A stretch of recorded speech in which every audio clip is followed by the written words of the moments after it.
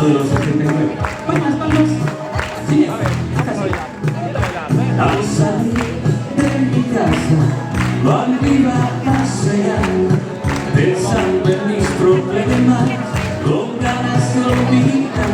Me encontré a una niña sentada en el portal, tocando como un bajo, cantando sin parar. Esa ropa que dice, enséñame a bailar, arriba todos, enséñame a bailar, que tengo triste el corazón y necesito amar.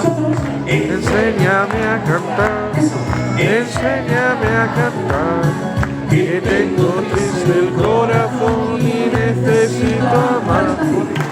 La la la la la la, La letra la la la la la la, la la la la la la la, la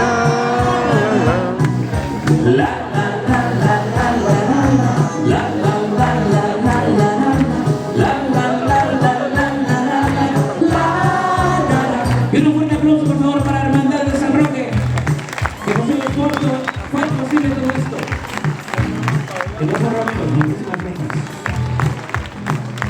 La miré sonriendo y sin saber por qué se iluminó su cara y sonrió también.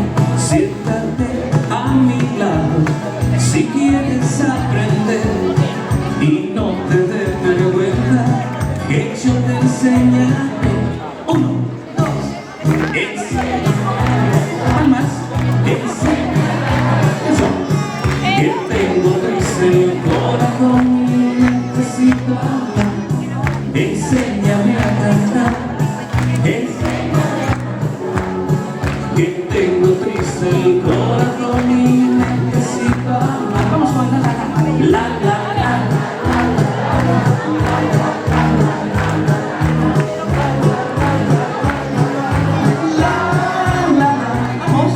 la la la la la la la, la la la la